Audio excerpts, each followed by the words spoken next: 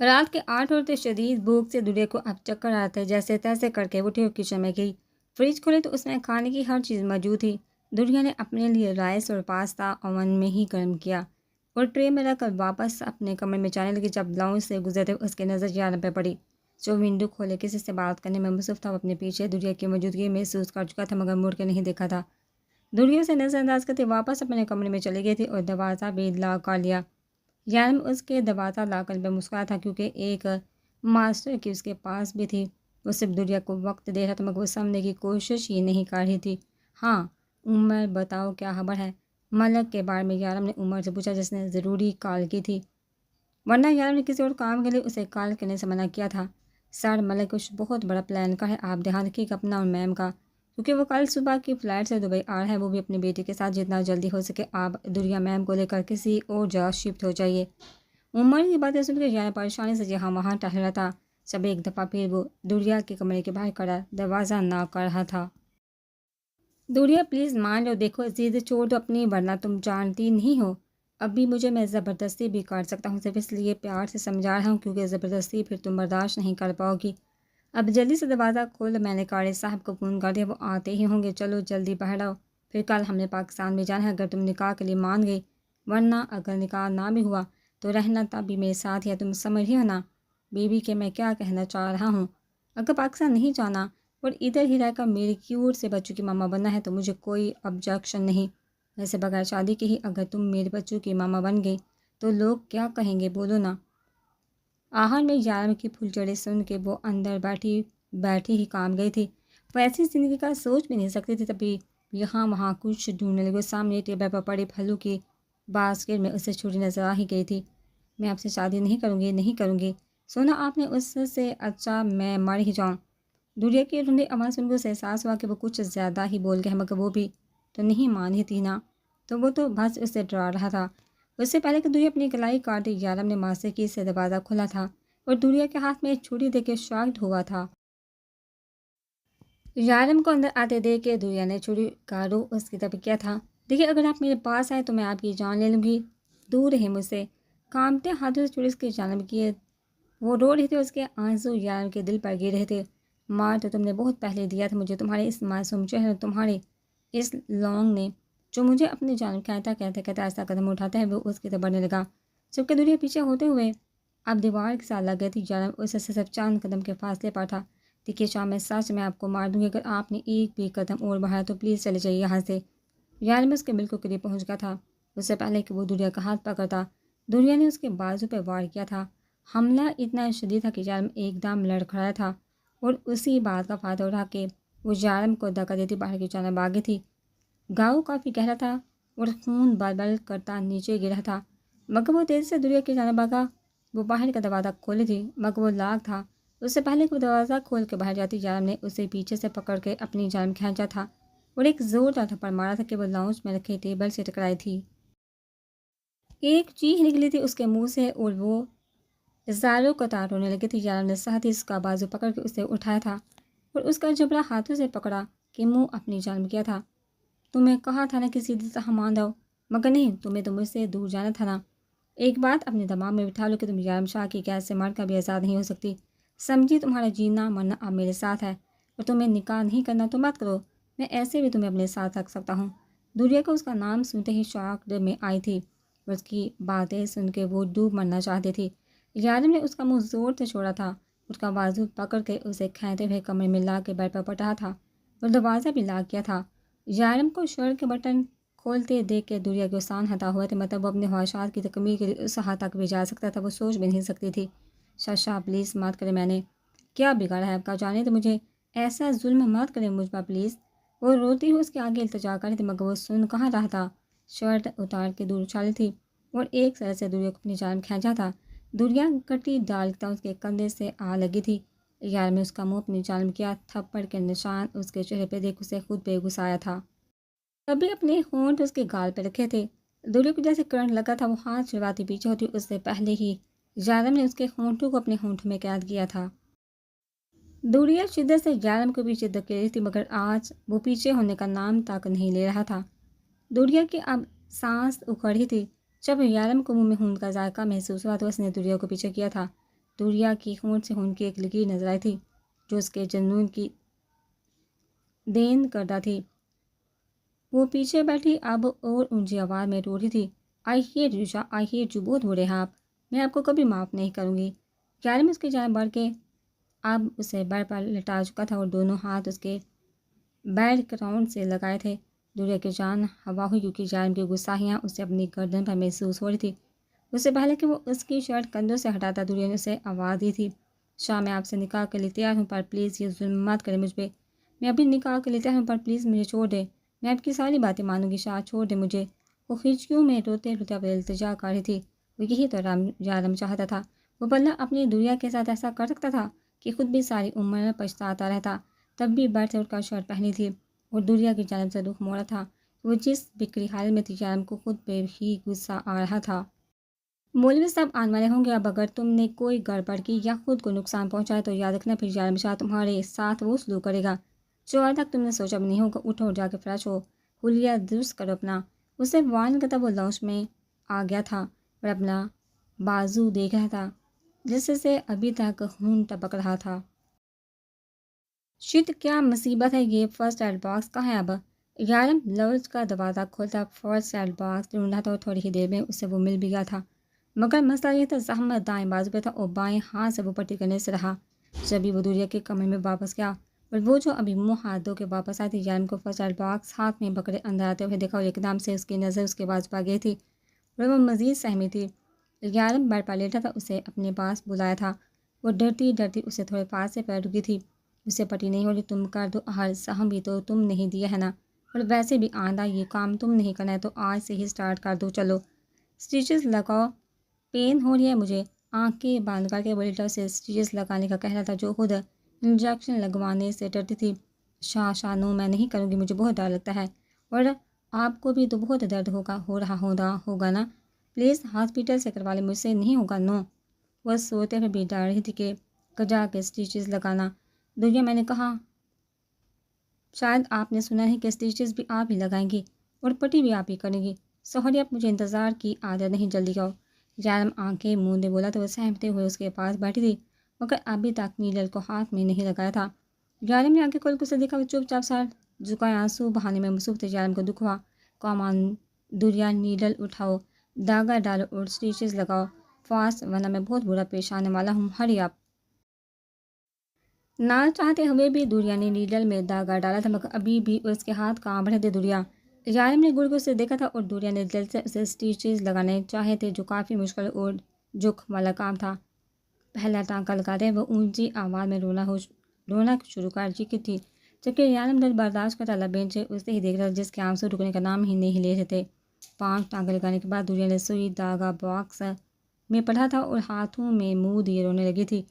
یارم کو درد بھی ہو رہا تھا، اس کی حرکت پہ ہنسی بھی آ رہی تھی، اس لیے سیدھا ہو کے اس کے ہاتھ منہ سے ہٹائے تھے، اسے اپنے ساتھ لگایا تھا۔ آپ بہت برے شاہ، بہت زیادہ، میں کبھی بھی بات نہیں کروں گی آپ سے۔ وہ اسی کے گلے لگی، اسی کی شکایت کاری تھی اور یارم اس کی اس ادا پر قربان ہوا تھا۔ اوہ میری ڈال، ناراض ہوگی مجھ سے، کوئی بات نہیں، میں منا لوں گا۔ اس کے سر پہ بوسہ دیتے ہوئے یارم اس کا سر تھپتھپایا تھا اور وہ اپنی پوزیشن کا سوچتے پیچھے ہوتے ابھی یارم کچھ کہتا جب مین ڈور ناک ہوا، تم بھی یہیں رکو، میں دیکھتا ہوں اور جب تک میں نہ بلواؤں کمرے سے باہر مت آنا، جاؤ دوبارہ منہ دھو کے آؤ، پوری جڑے لگ رہی ہو۔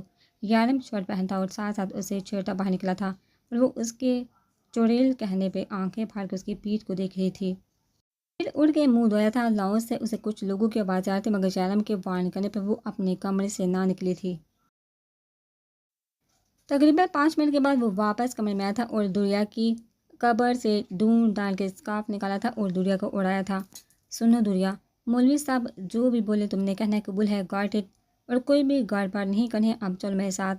یارم دوریا کو لاؤنج میں لایا تھا جہاں مولوی صاحب اور 1-2 اور لوگ تھے یارم کے ہی جاننے والے تھے۔ مولوی صاحب نے پہلے یارم کا نکاح پڑھوایا تھا اور اب دوریا کی جانب آئے تھے جو سہمی بیٹھی تھی، دور مکنون ظاہرہ ولد راشد احمد، یارم شاہ ولد اعظم شاہ ویبس، 50 لاکھ حق مہر۔ کیا آپ کو یہ نکاح قبول ہے؟ دوریا نے ایک دفعہ پھر بھیگی پلکوں سے یارم کی طرف دیکھا تھا۔ جب یارم نے مسکرا کے اسے سر ہاں میں ہلانے کو کہا تھا تو وہ سر جھکا کے سر ہلا کے دوسری اور پھر تیسری دفعہ بھی اس نے باعث سے سر ہلایا تھا اور نکاح نامے پہ چپ چاپ سائن بھی کر دیے تھے۔ سائن کرنے کے بعد سب نے دعا کی تھی اور یارم کو مبارکباد بھی دی تھی۔ دوریا چپ چاپ اٹھ کے اپنے کمرے کی جانب چلی گئی تھی۔ کمرے میں آتے ساتھ اس نے دوپٹہ نوچ کے اتارا تھا اور بیڈ پہ گر کر رو دی تھی۔ ہر لڑکی کے توسر کے بھی خواب تھی کہ کم سے کم اس کی شادی پہ اس کے گاڑ والے ضرور شامل ہیں، مگر یہاں پر تو کسی کو معلوم بھی نہیں تھا کہ وہ کس حال میں ہے، زندہ ہے یا مر گئی ہے۔ کچھ دیر بعد جارم سب کو رخصت کر کے واپس کمرے میں تو حسب توقع وہ رونے کا شعلہ فرما رہی تھی۔ نہ جانے لڑکیوں کے پاس اتنے آنسو کہاں سے آتے ہیں، خوشی کا موقع ہو تب روتی ہیں، کہیں اکیلی جائیں تب روتی ہیں، اتنے آنسو لاتی کہاں سے ہیں، یا اللہ بہتر جانتا ہے تو۔ جارم ٹھنڈی سانس بھرتا دوریا کے قریب ہی لیٹ گیا۔ وہ جو رونے میں مشغول تھی اسے اپنے پاس لیٹے دیکھ کے اٹھ کر جانے لگی تھی، جب جارم نے اسے اپنے پاس واپس کھینچ کے اپنے برابر گرایا تھا۔ کل شام 7 بجے کی فلائٹ ہمارے پاکستان کے لیے، یہ بات میں تمہیں ابھی سے بتا دوں کہ تم وہاں سے 15 دن کے لیے جا رہی ہو، واپس آ کے تم نے یونٹ جوائن کرنی ہے، وہ ریگولر جانا بھی ہے، نو مور ایکسکیوز۔ کچھ نہیں کہوں گا، آپ آنکھیں باندھ کر اور سو جاؤ۔ جارم میں اس کا سر اپنے بازو پر رکھتا اس کے بالوں میں فنگر کام کرنے لگا۔ وہ جو دن بار روتی رہی تھی اب تک ہار کے اسی ستمگر کی باہوں میں سو چکی تھی۔ جارم اس کی باریک ہوتی سانسوں کو محسوس کرتا اس کے ماتھے پہ بوسہ دیا تھا اور خود بھی سونے کی کوشش کرنے لگا، جو آج کی رات مشکل ترین مرحلہ تھا۔ محبت اگر باہوں میں ہو اور محرم بند کر تو کہاں قابو رکھ سکتا ہے کوئی اپنے جذبات پر، مگر اسے رکھنا تھا خود پر قابو۔ وہ اب اس کی ہی تو تھی ہمیشہ کے لیے، مگر کسی سے پتہ کہ کل کا سورج ان کے لیے کون سی قیامت لانے والا تھا۔ صبح کے 8 ہو رہے تھے اور جارم کی ساری رات آنکھوں میں کٹی تھی، کیونکہ دوریا نیند میں بھی بار بار ڈر کے رونے لگتی تھی اور صبح تک وہ شدید بخار میں پھنک رہی تھی۔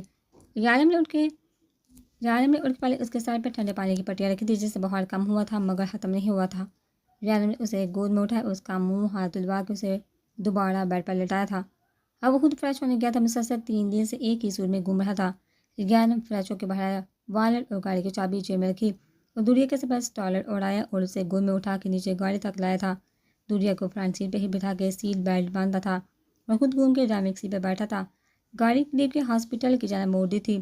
تقریباً 20 منٹ کے ڈرائیو کے بعد وہ لوگ ہاسپٹل پہنچے تو جارم دوریا کو گود میں اٹھائے ہاسپٹل کے ایمرجنسی وارڈ میں لایا تھا، جہاں پہلے سے ہی ایک فیمیل ڈاکٹر موجود تھی۔ انہوں نے دوریا کا باقاعدہ چیک اپ کیا تھا۔ جارم سارا ٹائم دوریا کے پاس ہی بیٹھا رہا۔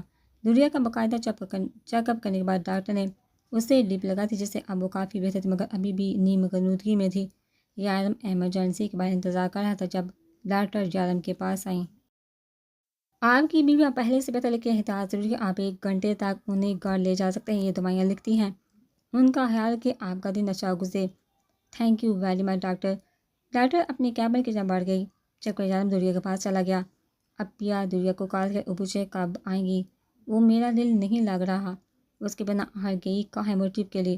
رامین کر بیٹھے پڑے تھک چکی تو دوریا کی کمی بھی محسوس کرتی، مگر عائشہ اسے کچھ بتانے کو تیار نہ تھی۔ بتاتی بھی کیا کہ 1 ہفتے سے اس کی دوریا سے بات نہیں ہوتی، وہ خود پریشان تھی اور چچا سے بھی اس بارے میں بات کر چکی تھی، مگر انہوں نے بات ہوا میں اڑا دی تھی۔ وہ تو خوش تھے کہ دوریا کو جارم کی پہنچ سے دور کر دیا، مگر نہیں چاہتے تھے کہ وہ تو ہر پل ہر لمحہ اس کے ساتھ ساتھ ہے۔ رامین وہ آ جائے گی 1-2 دن تک، تم کیوں پریشان ہو رہی، چلو آؤ میں تمہارے سر میں مالش کر دیتی ہوں، دیکھو بال کتنے رکے ہو گئے تمہارے، چلو آؤ لاؤنج میں چلتے ہیں۔ عائشہ سے باتوں میں الجھا کے باہر لان میں لے آئی تھی، مگر اب خود عائشہ کو دوریا کے بارے میں تشویش ہو رہی تھی۔ عائشہ رامین کے سر کی مالش کر جب فائق اندر آتا دکھائی دیا اور ان دونوں کو لاؤنج میں بیٹھے دیکھ ان کی جانب چلایا۔ تو خدمتیں کروائی جا رہی ہیں بڑی آپی سے۔ فائق نے آتے ساتھ ہی رامین کے بال کھینچے تو اس کے سامنے صوفے پر بیٹھ کر، جبکہ رامین کو اس کی حرکت دہ لگی اور عائشہ ہلکے سے مسکرائی، کیا فضول حرکت ہے یہ فائق، اپنی ہاتھ میں رہا کوئی زیادہ فری ہونے کی ضرورت نہیں۔ آج رامین آج سے پہلے کبھی اتنی ہائپر نہیں ہوتی، اس لیے فائق و عائشہ دونوں حیران ہوئے تھے۔ رامین یہ کیا بدتمیزی ہے، ہوا کیا ہے تمہیں جو تم ایسے بیہیو کر رہی ہو، سوری بولے فائق کو۔ ابھی اسی وقت عائشہ نے رامین کو ڈانٹ دیا تھا اور رامین جو اپنی بیماری کی وجہ سے چڑچڑی ہو رہی تھی، پاؤں پٹتی بنا سوری بولے وہاں سے واک آؤٹ کر گئی تھی۔ عائشہ جی بھر کے شرمندہ ہوئی تھی اور فائق کو بھی غصہ تو بہت آیا تھا مگر کنٹرول کر گیا۔ I am sorry Faiq, ramen کی طرف سے ایکچولی وہ آج کل تھوڑی بیزار سی ہوگی ہے نا، تو تم پلیز برا مت ماننا، میں اسے سمجھا دوں گی کہ وہ خود بھی تم سے سوری کرے۔ عائشہ کی بات سن کے وہ زبردستی مسکرایا تھا، اٹس اوکے، مجھے برا نہیں لگا، میں جانتا ہوں وہ جس کنڈیشن سے گزری ہے، میں چلتا ہوں، مجھے کچھ کام ہے۔ فائق وہاں سے سیدھا اپنے روم میں آیا تھا اور ڈرام سے روم لا کیا تھا۔ سمجھ کیا یہ خود کو بہت اکڑ ہے، اس میں ساری اکڑ نکالوں گا میں اس کی، بس موقع مل جائے مجھے ایک دفعہ۔ کمر میں یہاں وہاں ٹہلتا، وہ غصے سے کھولا تھا مگر بھی اسے ہوش سے کام لینا تھا۔ جارم دوریا کو ہاسپٹل سے سیدھا اپنے ہوٹل لے کے آیا تھا تاکہ پیکنگ وغیرہ کر کے وہ دوریا کو گھر لے جائے اور وہیں سے ایئرپورٹ کے لیے نکلے۔ یارم دورے کو گود میں ہی اٹھا کے اپنے روم داخل آیا تھا اور لا کر بیڈ پر لٹا دیا تھا اور وہ تو فریش ہونے چلا گیا تھا۔ 15 منٹ بعد یارم فریش ہو گیا تھا۔ جب اس کے کمرے کا دروازہ ناک ہوا، یارم نے ایک نظر دوریا کو دیکھا، اس پہ کمل دوست کر کے کی ہول سے دیکھا جہاں ویٹر ہاتھ میں چائے کی ٹے پکڑے کھڑا تھا۔ یارم کو تشویش ہوئی کیونکہ اس نے چائے منگوائی نہیں تھی۔ دن کے 12 بجے اس ٹائم وہ کبھی چائے نہیں پیتا تھا۔ یارم نے دروازہ کھولا۔ جی کہنے ہی تو آئے ہیں یارم شاہ سار۔ ویٹر کو سار پہ کرتا ملک سامنے آیا تھا۔ ملک تم یہاں، اور یہ کیا بےہودہ حرکت ہے؟ کسی کے کمرے میں ایسے آتے ہیں؟ کچھ تمیز ہے آپ میں یا نہیں؟ یارم کا پاڑا ہائی ہوتا۔ یارم کے بعد نظر انداز کرتے ہوئے ملک اس کو دھکا دیتا اندر گھسا تھا۔ اس کے پیچھے اور لوگ بھی دن دناتے ہوئے اندر گھسے تھے۔ شور کے بعد سے دورے کی آنکھ بھی کھل گئے تھے اور ابھی وہ کچھ سمجھے یارم نے جلدی سے اسے چادر میں لپیٹ کے اپنے پیچھے چھپایا تھا۔ یارم شاہ اپنے وکیل کے ساتھ ہوٹل کے کمرے میں رنگے ہاتھوں پکڑ کے صحافی نے بلند آواز میں یہ بات کہی تھی اور یہ جملہ سرخی ترتیب دیا تھا۔ یہ کیا بےہودہ مذاق ہے؟ آپ اس طرح کیسے کسی کے کمرے میں زبردستی گھس سکتے ہیں؟ یارم نے دوریا کو مزید اپنے پیچھے کرتے ہوئے ایک صحافی کے کیمرے سے بچا تھا اور اس پہ ہنسا گرم بھی ہوا تھا۔ جبکہ دوریا تو سب کچھ سن کے زمین میں گرتی جا رہی تھی۔ مسٹر، یہ آپ کی کیا لگتے ہیں اور کیا آپ پہلے بھی ملتے رہے ایک دوسرے سے یا پھر ہمیشہ ہی کوئی نئی لڑکی آپ کے ساتھ ہوتی ہے؟ سب لوگ طرح طرح کی باتیں بنا رہے تھے اور ملک پیچھے ہنسا تھا۔ یارم نے ایک قہر برسا دی نظر اس پر ڈالی تو پھر ان لوگوں پر جو شکل سے پاکستانی لگے، مطلب ملک فل پلان کے ساتھ آیا تھا۔ خبردار جو اب ایک بھی لفظ کسی نے کہا تو زبان گدے سے کھینچ لوں گا۔ بیوی ہے یہ میری، سمجھے، اور اب نکلو یہاں سے ورنہ مجھ سے برا کوئی نہیں ہوگا۔ اپنے سالوں کی عزت کو یوں نیلام ہوتے دیکھ کے وہ دوڑا تھا اور یارم کی طرف سے سب لوگ ہی خاموش ہوئے تھے مگر ملک سب کو سر پہ کرتا یارم کے سامنے آیا تھا۔ مسٹر شاہ، آپ کیسے کہہ سکتے ہیں کہ یہ بقول آپ کی بیوی؟ آپ کے پاس کوئی ثبوت، کوئی نکاح نامہ، کوئی گواہ تو ہوگا ہی۔ ملک یارم سے کہتا اب سب لوگوں کی جان موڑا تھا۔ یہ شخص غلط بیانی سے کام لے رہا ہے اور اپنے ناجائز تعلقات کو بڑی چالاکی سے جائز بنا رہا ہے۔ ملک کے مقابلے پہ یارم کو شدید دعویٰ آیا تھا۔ جی ہاں، میرے پاس ثبوت ہے فی الحال، مگر آپ نکلیے یہاں سے، باہر جائیے، میری بیوی ڈر رہی ہے، جائیے ابھی یہاں سے، اور آپ ہوٹل کے مینیجر ہیں، اب یہاں کھڑے تماشا کیا دیکھ رہے ہیں؟ نکلیے، نکالیے سب کو باہر ورنہ میں اب پہ کیس کر دوں گا۔ یارم دوریا کو ایک نظر دیکھتے ہوئے چبا چبا کے بولا۔ ہوٹل مینیجر اپنی اور اپنے ہوٹل کے ساتھ خراب ہونے کے ڈر سے سب کو زبردستی باہر نکال رہے تھے۔ یارم نے سب کو باہر جاتا دیکھ دروازہ لاک کیا تھا اور دوریا کو اپنے سینے سے لگایا تھا جو کانپ رہی تھی ڈر سے۔ شاہ، وہ کیا کہہ رہے تھے؟ پلیز مجھے سب سے چھپا لے، وہ بہت گندی باتیں بول رہے تھے۔ شاہ، دوریا رو رہی تھی اور اس کا ایک ایک آنسو یارم کے دل پہ گر رہا تھا۔ دوریا میری جان، ریلیکس، کچھ بھی نہیں ہوا، ادھر میٹ اب دیکھو، کچھ نہیں ہوا، آپ یہاں بیٹھو، میں ابھی واپس آتا ہوں۔ اوکے۔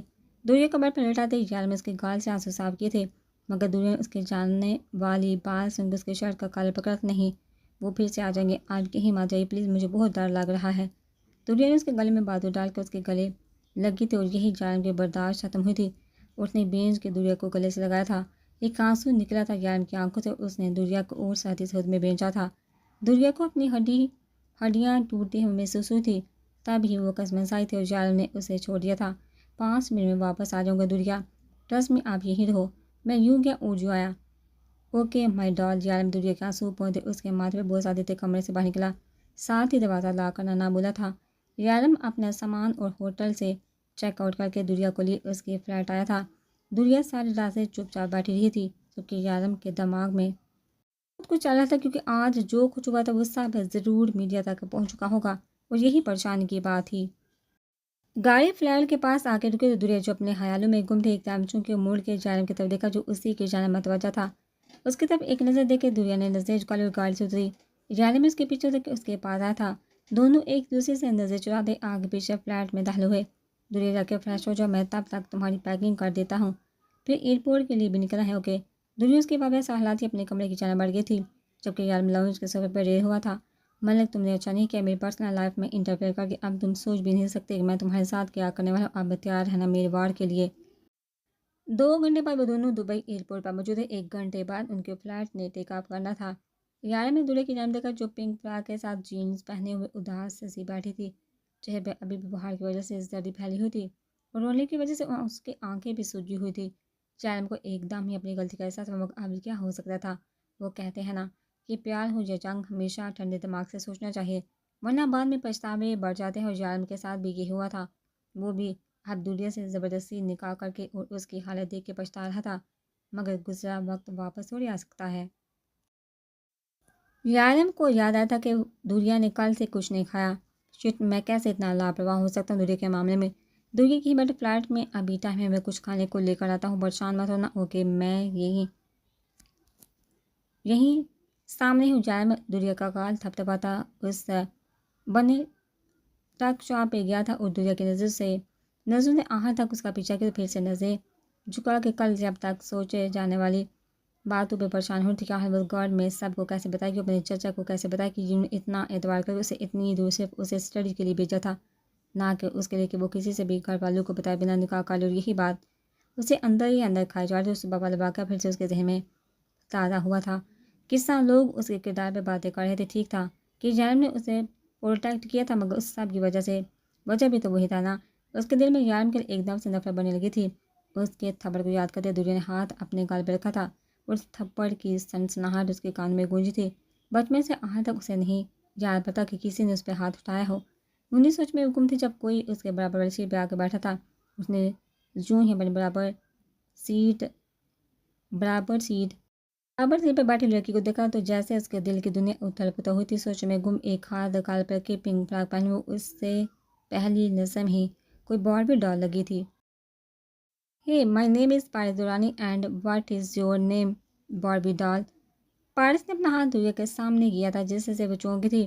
اس لڑکی کی جانب دیکھا تھا جو 22-23 سال کی عمر کا تھا۔ بلو ٹی شرٹ اور جینز پہنے، ہاتھوں میں مختلف قسم کے بینڈز باندھے، چہرے پہ مسکراہٹ لیے اسی کو دیکھ رہا تھا۔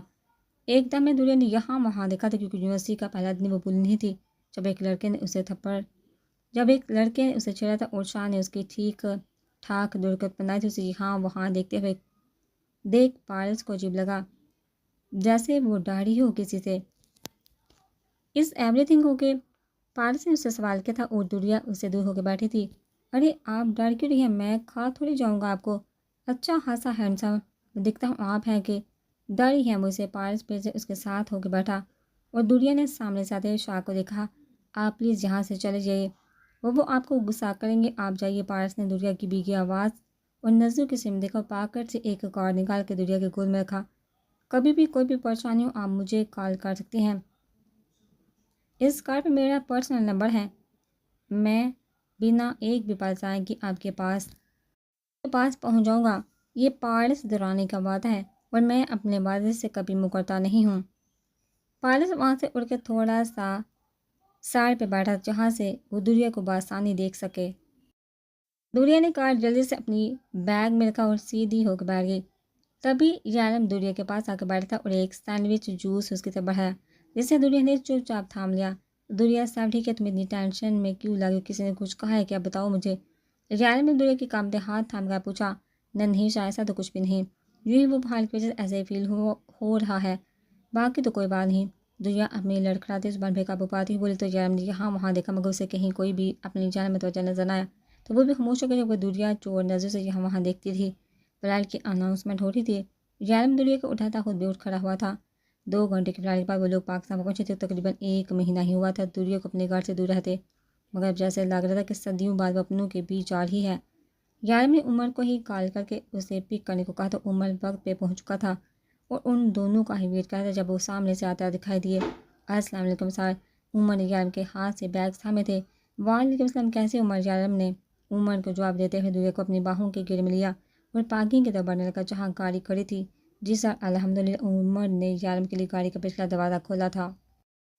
ظالم نے دنیا کو بیٹھنے کا اشارہ کیا اور پھر خود بھی ساتھ ہی بیٹھا اور دروازہ بند کیا۔ عمر ڈرائیونگ سیٹ پہ آ کے بیٹھا تھا اور گاڑی مین روڈ کی جانب موڑ لی تھی۔ سر پہلے کہاں جانا ہے؟ عمر نے پوچھا تو ظالم نے دنیا کی طرف دیکھا جو انگلیاں چٹہا رہی تھی۔ پہلے بیگ ہاؤس چلو، اس کے بعد گھر۔ ظالم نے اپنا ہاتھ دنیا کے ہاتھ پہ رکھا تھا جو ابھی بھی ڈر رہی تھی اسے۔ ریلیکس دنیا، اوکے کچھ نہیں ہوا ہے۔ اگر ایسے ہی ڈری سہمی گاڑ گئی تو سب پوچھیں گے اور کیا جواب دو گی پھر تم، اس لیے ابھی کے لیے کچھ مت سوچو، سب ٹھیک ہو جائے۔ اور ایک بات، اور تم سے 15 دن کے لیے یہاں آئی ہو، 15 دن بعد تمہیں واپس جانا ہے۔ اور یونی جوائن کرنی ہے۔ تمہارے موبائل میں میرا نمبر سیو ہے نا؟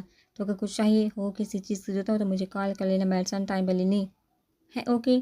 یارم دوری کو سمجھا دو تبھی گاڑی بیگ ہاؤس کے سامنے رکی، دوریا چپ چاپ اتر گئی۔